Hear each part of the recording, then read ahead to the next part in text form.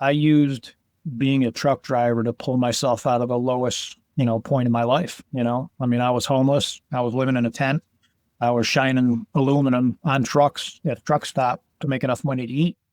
And, I jumped in a truck and I had a Kenworth T800 flat top sleeper.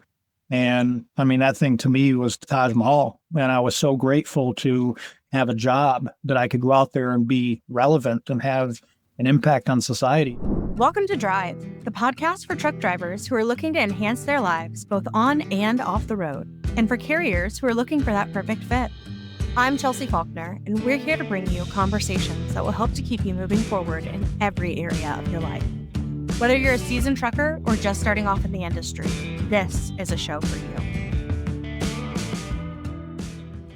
I'm Chelsea Faulkner, and today we're spotlighting someone who truly understands what it means to lead with the driver's perspective. Stephen Kane is the president of Rolling Strong, a former truck driver who now brings his real-world experience into transforming health and leadership across the transportation industry. Stephen's story is about bridging gaps between drivers and leadership, between health programs and real driver needs. Today, we're diving into his journey, his insights, and the ideas that he's passionate about for the future of trucking. Stephen, I know that you've been in the driver's seat and now you lead a national organization focused on driver health and wellness. Can you tell me a little bit about how you got here, where you started, and really what brought you into the seat that you're sitting in today? I'll try to keep this as the shortest version as possible. Yeah, because that is, it's in fact where I think my passion comes from. If you go way back, first off, my dad, he had businesses. One of those included a trucking company. So I had the privilege of washing his trucks and eventually unloading them and eventually becoming a driver. And after college, I still went back and jumped in a truck. But I also had some tough times early on. I was actually lived in a tent for about 6 months and fell in hard times. And so I shined cars and trucks and mostly semis to save up enough money to go to truck driving school. And it was a really interesting period of life. But one of the trucking companies, Esposito and Sons in Plattsburgh, New York, the owner was out there one day and he said, "Your dad had trucks." He says, that's a good living. Why don't you go to truck driving school? So that's when I kind of turned the money that I was saving and tired of rolling up my tent and bouncing from one place to the next. And, I took that money I'd saved up and decided I'd go to, truck driving school. And so you fast forward many years, I spent probably 10 years in the seat of a truck because I had some college and showed the willingness and passion for the industry. I moved into dispatch and supervision and eventually management and eventually leadership. So through 35 years, I guess you'd say that I've been in and around this business from the carrier side to the private service side, even at the association level now, and now running a company of my own. Now, I've seen it not just from the driver's perspective as an actual driver, 10 years, drove for Allied Van Lines, drove for Old Dominion, drove for some smaller super regional carriers, but I've also seen it from the next steps up when you're planning loads for the drivers, when you're dealing with the issues and obstacles that those drivers face every day, and you're trying to solve them from a dispatch or even from a manager or an HR, point of view. So I've been fortunate to have those different experiences, but I also never forgot where I came from. I don't forget what it's like running hard in the summertime when your air conditioner breaks down and you're tired and traffic everywhere and cold days, winter, changing up the tires, just all the stuff that we go through as drivers. And I also really remember the period of my life when I was a ops manager and I got sick with cancer, and the driver community rallied around me and created a fund so I could have a paycheck and insurance. And they did lots of cool things like buy me a bicycle to keep my spirits up while I went through chemotherapy and all that. And I always said someday I'd give back. I was very passionate and compassionate and empathetic and wanted to do something cool to give back. So, I started this driver health program about 12 years ago now. And, it's escalated. And now we're fortunate to serve. We've got about 28,000 people on our platform. And we've made a little dent in the trucking community and we've helped the lives of a lot of people. So talk to me a little bit about that escalation. Talk to me about where you started your company and where it really came from when you started bringing this idea of really reshaping the way that truck drivers look at their health and where that kind of blossomed into what it looks like today. Yeah. So there's a couple things that comes into play there. Number one, on the heels of cancer and on the heels of the driver lifestyle and just the transportation lifestyle. I mean, drivers work probably the most hours and have, I would say, the biggest obstacles, especially when it comes to their health and their work-life balance. But even in operations, any of us that are working in trucking are used to long, stressful hours. And with that comes ailments and a high rate of comorbidities and issues like obesity and heart disease and high blood pressure and all those things. So I was experiencing that. So I think that, kind of weighed into it. But I also had really gotten involved in the telematics, the evolution of telematics and electronic logs and data and all that. And I was working at Old Dominion Freight Line on a project where we were building a department and a program around telematics, e-logs, and the data and safety and all that. And I was on this committee for PeopleNet, which was one of the early onset telematics providers, and I was part of the product advisory committee. And the guy leading that, this guy Rick, had said at one point, he asked the room, what is the next best technology that we think we should create for the transportation industry?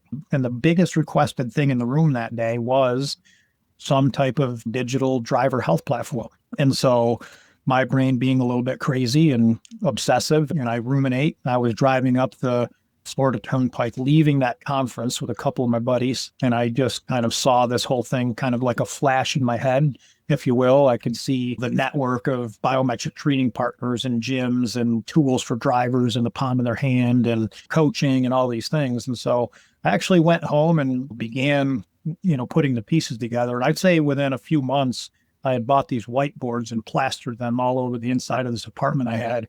And I, like a crazy person, throughout the wee hours of the night, I drew out what would become now the Rolling Strong platform. At the time, it was called the Truck Fit platform, and just went after funding because I knew I couldn't. I was bootstrapping it. I was funded by a company called Velocity, who was a big player in the technology vehicle maintenance space. And they were interested in doing the same thing. So they funded it. And we, over the period of years, built a platform that end-to-end encompasses everything from sales and marketing to the actual delivery of driver transportation-centric health and wellness tools, down to the reporting mechanisms and the back office suite that carriers and small fleets can manage and see the improvements from an ROI perspective. For sure. And I love the fact that you keep using the term like a crazy person. And instead of hearing crazy person, what I'm hearing is that you are a deeply creative person.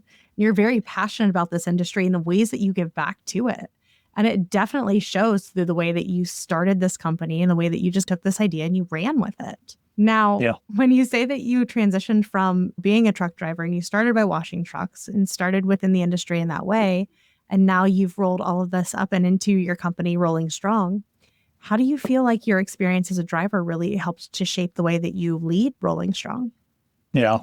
Well, I'm big on that. So it's even when I was manager of telematics at Old Dominion, I can remember this one lady that came to work and I had everybody do this. And part of the training for being in my department was you had to jump in a truck for a week. You had to go on the dock for a week. You had to work in different departments at that company. And so when she was out there in the truck for a week, she was there to do admin work. And I remember her saying to me one day, why do I have to, go out there and be in a truck for an entire week to do my job? And I said, it's simple. And I think this is the case for everybody that works in this industry. I think if we work in this industry and we're here to serve them drivers, we need to understand it from the perspective of a driver. That there are 3.5 million drivers on the road every single day doing what they do.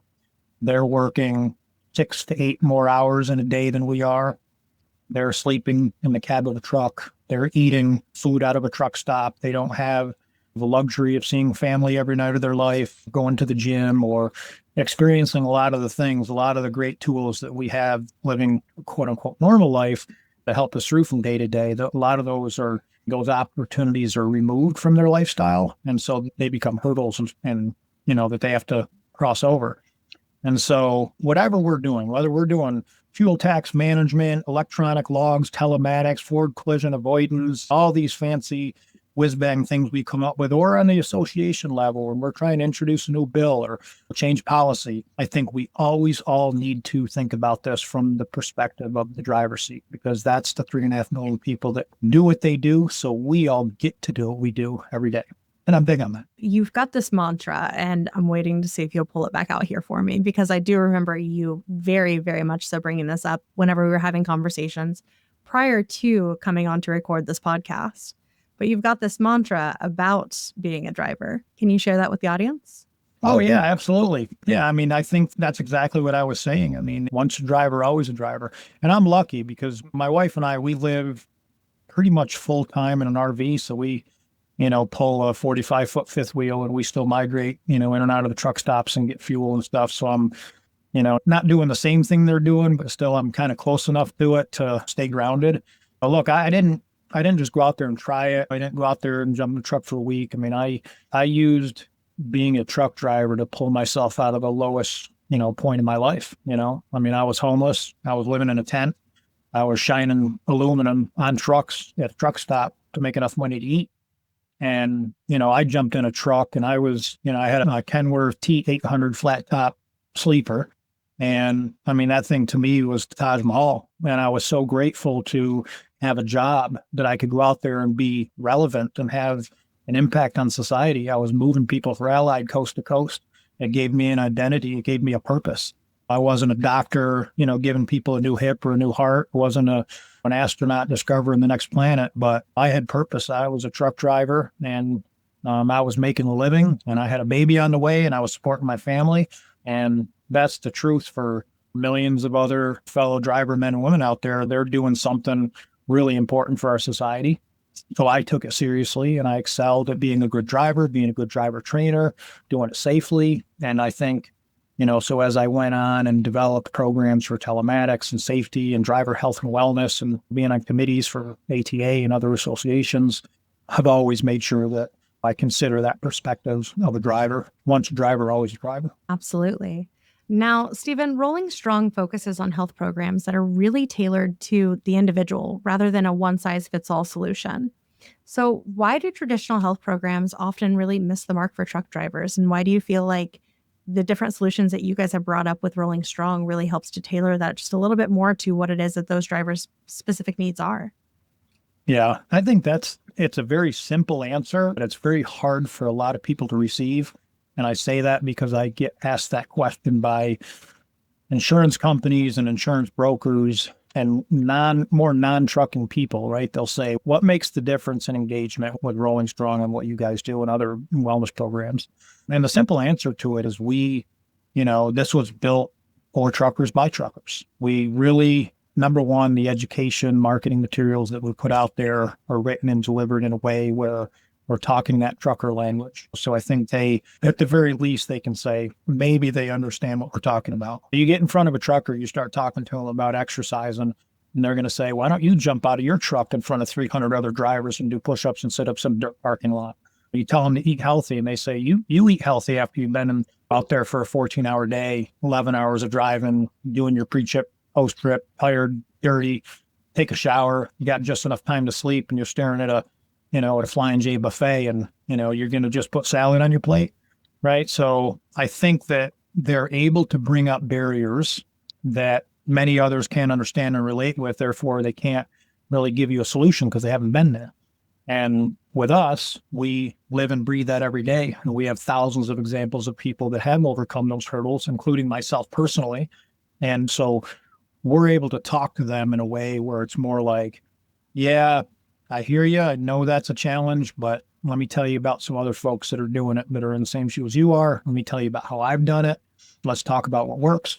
And then I think the easy access in the palm of your hand with the mobile app we have, the fact that we've built exercise routines that are built in and around the actual truck. So here's how you can exercise even though you're in that environment, how to eat in that environment, how to sleep in that environment.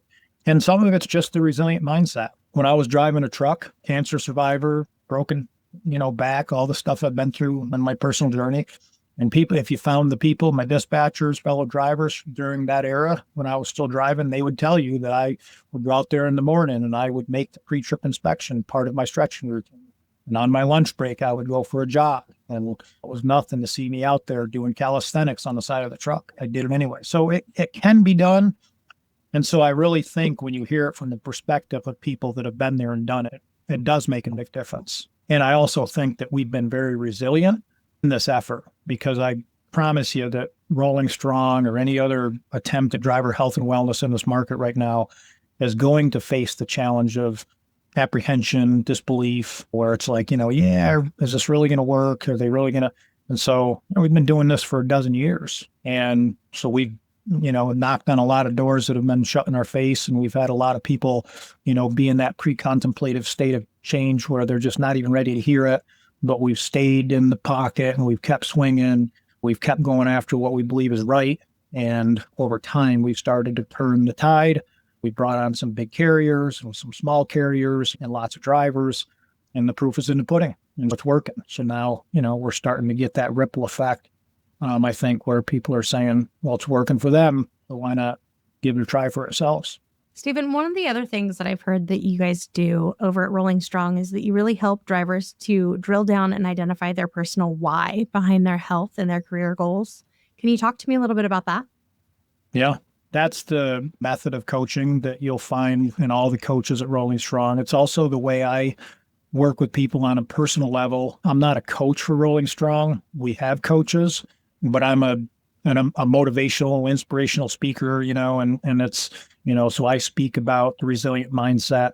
But I think really, whether you're a truck driver, you're a non-truck driver, you're somebody that's trying to, put a spark behind your career, you're trying to lose 10 pounds, run your first marathon, or make it back from seeing overseas combat, or any of the things that many people on this planet have dealt with, and they're now facing that uphill battle. Identifying that why before you start that trek is so important, because you always can revert back to that why at any point during the journey. When I was driving truck, I can remember early on, my why was, I'm going to take care of my family. I'm going to make sure my kid has food. I'm going to make sure there's money in the bank. We can pay the bills. That was very important to me, that I gave my kid a good life. That was my why.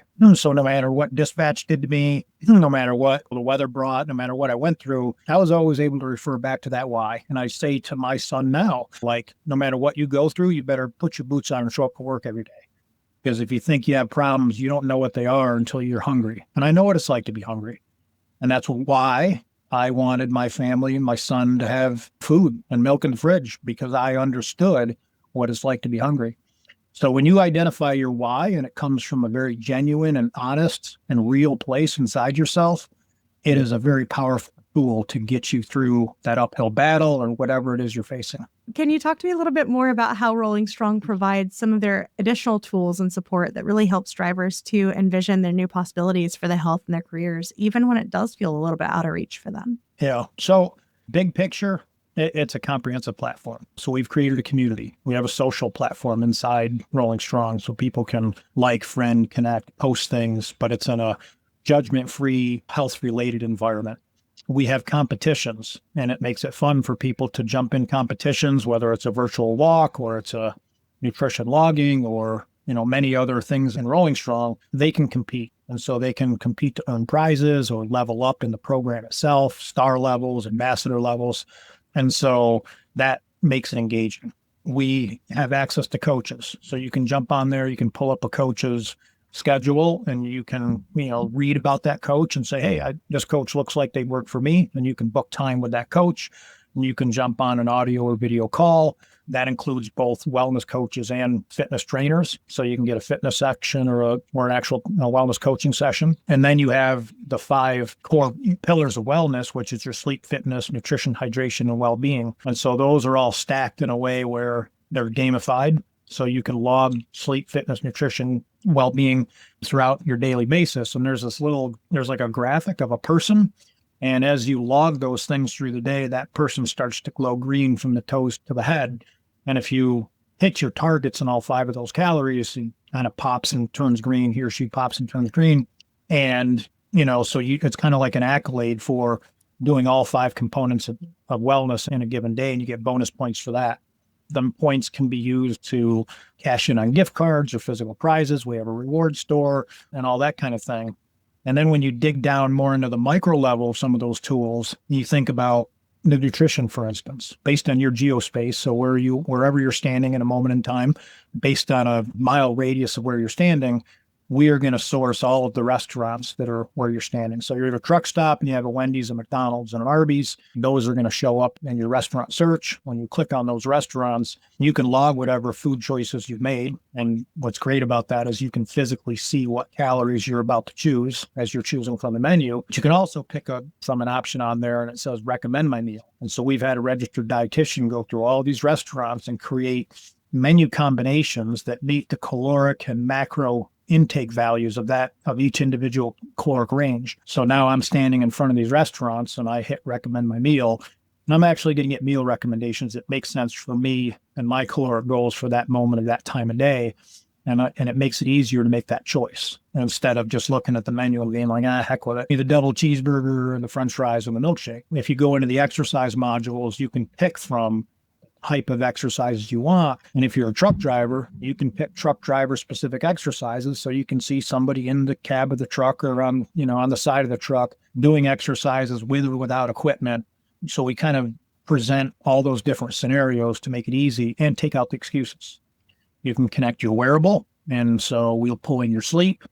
We give you points for making it into your very specific target heart rate for a given day, which is also important. Like how many minutes should you as an individual be in a target heart rate zone? And so, if you're trying to be in the fat burning zone and your range is from 120 to 130, it's great if you can go out there and run like crazy and max your heart rate out and stuff like that. But we're looking at the improvement of cardiovascular health, potentially the reduction of body fat percentage. And so we're helping you target that target heart rate zone. And if you stay in there, you earn points for that. So the point system and the points mechanism is in place to help you reach caloric, exercise, target heart rate, and others, because we incorporate biometric screenings as well. All those things have target parameters on them. So you're not just left wondering or hoping, what parameters you're supposed to hit, but there's guidance with all that. So we guide you on what your blood pressure should be, what your fasting glucose should be, what your cholesterol, and your different lipids should be. And if you're not sure, connect with a coach and talk to them, and they're trained to help you understand where you're trying to get to and how to get there, and also to help you understand your why. For sure. Now I want to go talk to your coaches because I'm here to tell you when I'm out on the road and I'm out and I'm going to all of these different fast food restaurants. I don't know what I want to eat either. That make it all kinds it's difficult. Look, we who really gets the proper health education growing up in high school or even college? Who really knows what to do? And so we've used technology and real life coaching to help with that decision process, identify the why, make small steps, small changes so they can get a little momentum and get some confidence and belief that they can actually get where they want to go, and give them all the support to get there. We've been fortunate. Velocity, our investors made that part a little easier for us because we invested millions in this. This is not something that we conjured up in the backyard. So I would say the right players in the industry, myself, my team of transportation professionals I personally put everything on the line to build this platform and help drivers do it the right way.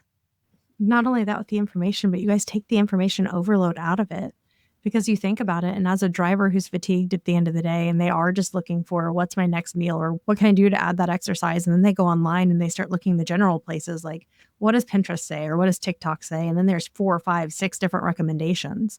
When you guys have this app that you open up and it says, here's the easy button for you. Go with this one. It already matches you and exactly what you're looking for.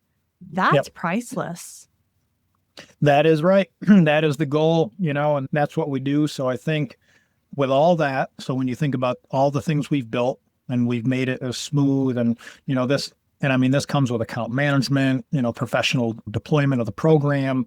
We've partnered with incredible other companies. So, Garmin, Fitbit, Polar, Apple, Samsung, all trails. We have access to the largest trail system in the world.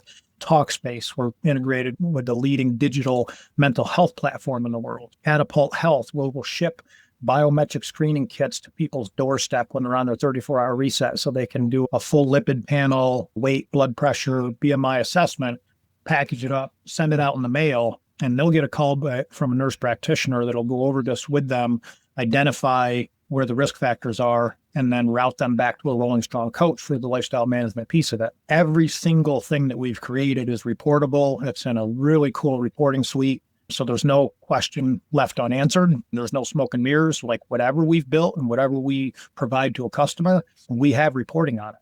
And the account managers on biweekly calls are pulling those reports up in full transparency and saying, here's where we're doing good and here's where we're not. And if here's where we're not, then they're pulling in me and the rest of the team to figure out how to do better. The same value system that I use to grow as a human being is the same value system we use in business. Transparency, vulnerability. Let's show where our shortcomings might be with the willingness to change it and do better.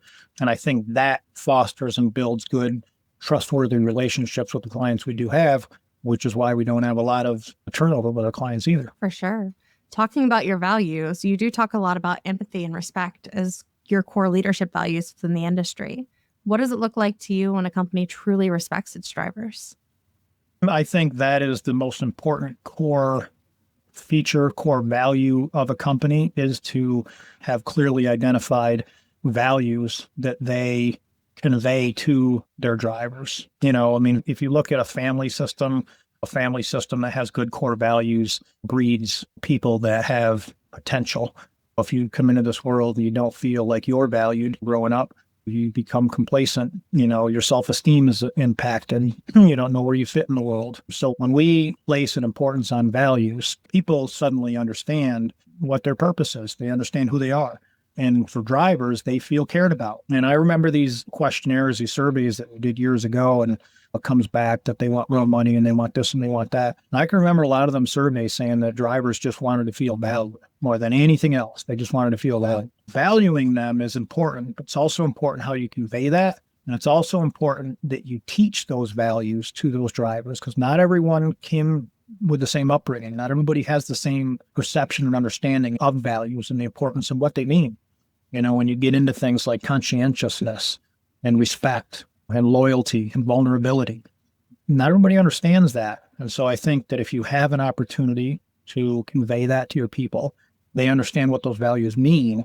And the light bulb starts to go on and they say, wow, not only did I learn about what these values truly mean, but my company actually has these values and they value me. And I now can become maybe a little bit better, or I can pass that on to my kids or my coworkers or my friends. And so I speak a lot about not just values, but virtues. Virtues are really just values that have become a way of life for you. And so I have some really important core values that I've developed through experiences in life. As a company, as leaders, as managers, we have the ability to teach these core values. And if we teach them enough and we lead by example enough, we have the opportunity to let other people take those values and turn them into actual virtues, let it become a way of life for them. That builds culture. Now you have culture in the workplace because you have conveyed values in the right way and help people feel valued. Stephen, how do you feel like companies and drivers can work better together to build mutual understanding, especially in a day and age where we're still hearing the same narrative where drivers are saying, oh, well, the people in the office just don't understand what I'm doing. Or dispatch is saying, oh, well, the drivers just don't hear that we are hearing all of these things that they're saying. We just don't have the capacity to change it. How do we start to bridge those gaps better? Yeah, I have some ideas on that. I also think it's important to recognize that we've grown in that area a lot too. There's still a disconnect and we can still do better. But when you look at pre-deregulation, when you go way back in time to, the way a value was, driver was valued or looked at, in the 60s, 70s. It's a very different world today. And companies have done a great job with HR departments and leadership and empathy and understanding, and communication channels have increased. But I think that driver's perspective piece of it is, the first and foremost. I think it's really important. And I think it would be great if companies had the budget, the resources, the time resources to take people that are working in mid-management for sure, maybe even upper management, and put them on ride-alongs, get them out there. Let the drivers see that the people that are managing them are willing to go and see things through their perspective. That's a first step. As a result of that process, as a result of that actually happening, people that have not been there before will have a new appreciation, a new outlook and perspective for the people that are managing, because they will see it for themselves. A company that I was at for a long time was big on sending the salespeople and managers, including myself, but my department, on doing these ride-alongs, and it went a long way. And I think just in general, and this is a pet peeve of mine, but I also think that like in driver education for anybody that's getting their license to drive a car, they should do more education on what things are like for a trucker, because I think we would thwart a lot of accidents and unnecessary things, by doing that, because a lot of people don't know that there's blind spots. They don't know that a driver can't stop on a dime. They don't know that, they need to decelerate before a corner and that they might have hazardous materials. So their perception is if they can handle that rig like they can handle a car. So, I think as we breed the next generation of people coming into the workforce and or just getting their license, everybody has to get a license for the most part. And so if we did a little more truck driver education to people getting licenses, more people coming into the workforce, whether they end up in our industry or not, are going to have a better perspective of truckers and what truckers do. They're not just hauling boxes from point A to point B. They're operating an 80,000-pound rig safely through all weather conditions, dealing with the physical, emotional, family, right? All the things that are on a person's mind, that they're still responsible for safely navigating that monster across the highways every day. And it's a lot of responsibility. And yeah, I just think we should have more understanding and respect for that. For sure. Stephen, what's one common misconception about drivers that leaders really need to rethink? Interestingly enough, that, as much as we sit here and think about, they're drivers, yep, they're drivers, their lifestyle is different, but let's not differentiate them too much, because they're also humans. Like, they're people, they're human beings. Their work circumstances are different, therefore their work-life balance is different, and those adjustments we need to make. But I'll hear people, the very common thing I hear people say, well, they're drivers. And I think there's a stigma that comes along with that. They're probably not going to stick around very long. Well, retention in the industry is horrible, right? Turnover is 80 to 120%. They're not in the greatest shape, right? So you see them getting in and out of their trucks and walking across a truck stop. There's an immediate stigma around that. So yeah, they're truckers, but they have families, they have kids, they have husbands and wives waiting for them at home. They have goals and aspirations. They're not making it to retirement and enjoying a good retirement as much as the rest of the world. Statistically, that's a proven fact. And so let's not just assume that they're going to make it there and they're going to have the same accolades later in life that we do. How we treat them, how we set up this industry, how we cater to their work-life balance has an impact on their lives as human beings. So I think it's important to not just recognize them as drivers, but as human beings. For sure. Now, Stephen, this next section becomes a really fun one. It's a rapid fire wrap up. So we start to do things pretty quick. I'm suddenly going to be on a game show? It could be. We could totally do a game show. It'd be lots of fun. But what I'm going to do is I'm going to ask you a couple of questions. And what I want you to do is answer with the first thing that comes to mind. Are you ready? Sure. What's one leadership lesson that you wish every trucking company would embrace? Lead by example. What's a sign that a health or wellness program really isn't connecting with its drivers? There's no engagement. If listeners remember just one thing from today's conversation, what should it be? Anything is possible if you can understand your why and you're willing to go get it. Stephen, before we wrap up, we'd like to hear what sets Handled Now apart. The values and the mindset that shape how we support drivers every day. From your experience, what does real driver empowerment look like beyond just offering resources? Human connection. The way you deliver something, you can put things in paper, you can send emails out and stuff like that. That doesn't mean that, they're going to believe it, have trust in it, or take the time to read it and understand it. But when you develop a culture with good values and you develop a true connection between your frontline workers and leadership, when it's delivered, you will immediately have a higher probability and a higher chance that they're going to trust what you're giving them. And they're going to put more stake in it from the get-go. Perfect. Connection is critical in trucking, but it can be really hard to measure. How do you know when a driver truly feels supported? By their job performance. I think I'm innately a conscientious person, so, I work hard. But there's a difference between working hard and doing things right and making sure that bill of ladings are signed properly and you're doing the extra to make sure that you're, looking at piece counts and not just pallet counts. There's all these little things, right? Customer service, the way you drive your truck, paying attention to the onboard claims. And you can just get your job done, or you can go the extra mile and do a really good job. And when you see that change in somebody where they're really giving it their all and they're really trying to make a difference, and I think it's important to recognize the playing field there, because everybody's not at the same point. But when we see progression, when we see improvement, when we're looking at somebody in their health, somebody that's overweight with a super high BMI, super high blood pressure, pre-diabetes, right? Their improvement might be that they started drinking water instead of soda. That's really hard for them. That's a huge improvement for them. Somebody else might be going to the gym 5 days a week and eating, a vegan lifestyle or whatever. That doesn't mean that they're necessarily doing better. So you have to evaluate each individual on their own merits.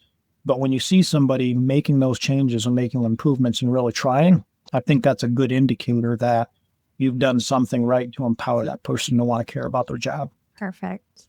And what's something about driver health or leadership in the trucking industry that outsiders often misunderstand? I think that, it kind of goes back to that, they're drivers, this persona thing that they're drivers, because I see this every day and I live this. Yes, they have a challenging lifestyle. Yes, they're in a truck from 11 to 14 hours. They have a 10-hour break. They're waiting in line to get a shower ticket. And by the time they get to their bunk, they're then tired and have little time to exercise. They're faced with the sea of junk food and the things that we know, right? And all the stats you can wrap off with diabetes and blood pressure and that. I don't mean to sound dismissive of that, but I've been saying that stuff for, a decade and a half. And so all things are true. But, they're still human beings. There's early settlers that walked from one side of our continent to the other, right, to discover new lands. There's people that have gone to war and carried people on their back to the other side and brought back home, was missing a leg and learned how to walk again and ran marathons with a prosthetic. And there's so much that's possible as human beings. These are drivers that have an uphill battle and they have challenges, but leadership should absolutely believe that we can turn the tide on the idea and stigma that we have the unhealthiest workforce in America to believing that we can actually have one of the healthiest workforces in America if we create the right provisions, we give them the right tools, and we actually believe in them enough to do so. If 25,000 people can do it on our platform, we can get far more than that as an industry doing it. They're truckers, but they're humans. And with all humans alike, anything is possible and they can do better. We need to help them get there. Absolutely. And what a powerful message. That is a wrap for this episode of Drive. Stephen, I want to thank you for sharing your story and for leading with a heart for drivers every day. For anybody out there that's listening that wants to find you to chat a little bit more about what you've shared today or to hear a little bit more about Rolling Strong, where is it that our listeners can go to find you? So 2 things. One is rollingstrong.com. We have, Facebook, Twitter, Instagram, all that stuff. And so Rolling Strong is an easy thing to Google or search on social. Or you can Google SteveKane.com. So SteveKane.com tells a little bit of my story, and it has a link on the bottom where you can connect with me personally. You can connect with me if you want me to come be a speaker at an event or you just want to talk to me about life. I do what I do all day, every day. It doesn't matter if I'm talking to you in the line at a grocery store or I'm on a podcast or a radio show or I'm presenting to 1,000 people at a conference. Message is going to be the same. I'm going to care about you just as much if you catch me for 5 minutes on the sideline as I am going to be sitting here on your show. That is amazing. And thank you so much. For those listening, this episode is a reminder that real change in trucking comes from empathy and understanding from leaders who've been there and have seen the road ahead clearly. If this spoke to you, hit follow, share it with your network, and join the conversation on LinkedIn. Handled Now is here for the long haul, and that starts with how we treat our people. Thank you so much for joining us on this episode of Drive. For more from Handled Now, head to handlednow.com and sign up for our newsletter. You can also join us on our Facebook group called The Driver's Seat and follow us on LinkedIn. Don't forget to subscribe wherever it is that you get your podcasts.